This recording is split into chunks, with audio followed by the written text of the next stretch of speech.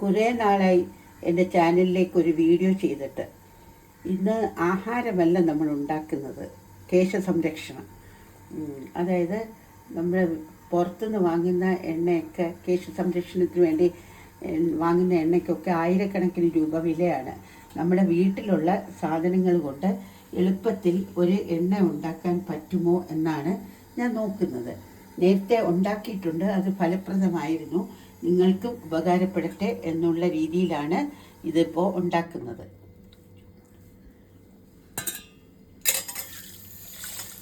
ഇപ്പം ഞാൻ ഇട്ടത് 3 സാധനങ്ങളാണ്: ഉലുവ, കരിഞ്ജീരകം, കുരുമുളക്.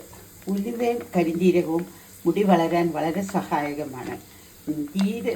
കുരുമുളക് ഇട്ടത് എന്തിനാന്ന് പറഞ്ഞാൽ, നമുക്ക് ജലദോഷമൊക്കെ ഉണ്ടാവുമല്ലോ ഈ തണുപ്പ് കാലത്ത്, അത് ഉണ്ടാവാതിരിക്കാൻ വേണ്ടിയാണ് കുരുമുളക് നമുക്ക് ഒരു ജലദോഷമൊക്കെ ഇല്ലാതാക്കുന്ന ഒരു സാധനമാണല്ലോ.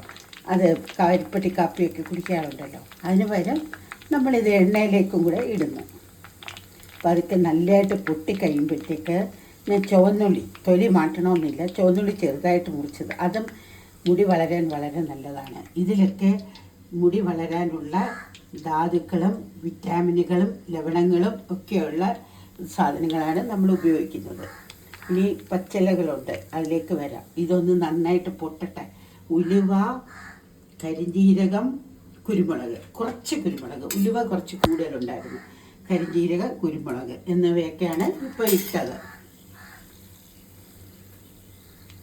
പൊട്ടിത്തീർന്ന് കഴിഞ്ഞ് വേണം നമ്മളിനി ഉള്ളി ഇടാനായിട്ട്. ഉള്ളി മുറിച്ച് വെച്ചിരിക്കുകയാണ്.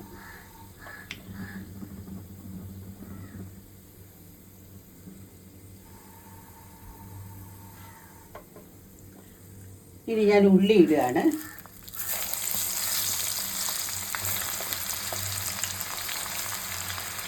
ആദ്യം നമ്മൾ വെളിച്ചെണ്ണ എടുത്തത്, 1 ലിറ്റർ വെളിച്ചെണ്ണ ഇരുമ്പിയട്ടിയിൽ വെച്ച് നന്നായി തിളച്ച് വരുമ്പോൾ ചെറു തീയിൽ വെച്ചിട്ടാണ് ഇതെല്ലാം ചെയ്യുന്നത്. ഇത് കരിഞ്ഞു പോകാതിരിക്കാൻ വളരെ ശ്രദ്ധിക്കണം. കരിഞ്ഞു പോയാൽ ഈ പദാർത്ഥങ്ങളുടെ ഒന്നും കൂടെ നമുക്ക് കിട്ടില്ല. അപ്പോൾ ഉള്ളിയാണ് ഈ പൊട്ടിക്കൊണ്ടിരിക്കുന്നത്, ചുവന്നുള്ളി. സവോള ഉപയോഗിക്കാം.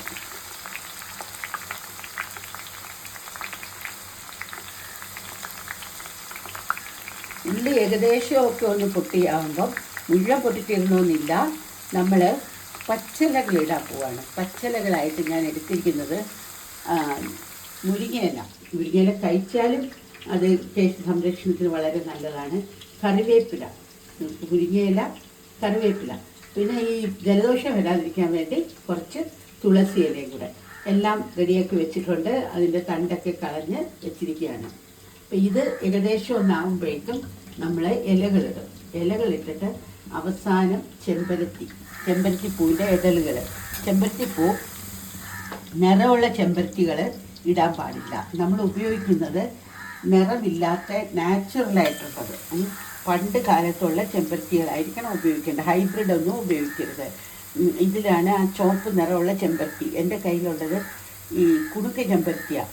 ചെറിയ സെറേഷൻസ് ഉള്ള ചെറിയ ഇങ്ങനെ മുറിഞ്ഞിരിക്കുന്ന ഇതളുള്ളതാണ് ഞാൻ ഉപയോഗിക്കുന്നത്. ഇനി ഞാൻ ഇലകളിടുകയാണ്. ഇതിൽ 3 ഇലയും ഉണ്ട്.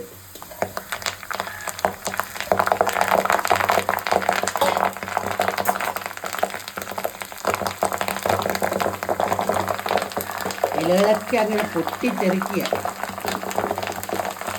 ഇനി ഇതോടൊപ്പം നമുക്ക് ചെമ്പരത്തിപ്പൂവും കൂടി ഇടാം.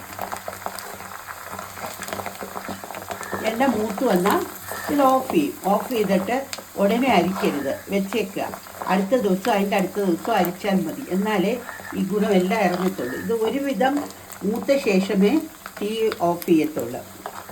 എന്നിട്ട് ഇത് കുപ്പിയിലാക്കി വെച്ചിരുന്നാൽ നമുക്ക് തലയിൽ തേക്കാം. കുളിക്കുന്നതിന് 1 മണിക്കൂർ മുമ്പ് തേച്ച് പിടിപ്പിച്ച് നന്നായിട്ട് മസാജൊക്കെ ചെയ്തിട്ട് കുളിച്ചാൽ നല്ല എഫക്റ്റ് കിട്ടും. അതുപോലെ തന്നെ ഇത് കുളിക്കുന്ന സമയത്ത് വീട്ടിൽ നല്ല കഞ്ഞിവെള്ളം എടുത്ത് വെച്ചിരുന്ന ശേഷം അത് കട്ടിയായി പിറ്റേ ദിവസം നമുക്ക് ഈ കുളിക്കുന്ന സമയത്ത് തലയിൽ തേച്ച് കുളിച്ചാലും അത് കേശ സംരക്ഷണത്തിന് വളരെ നല്ലതാണ്.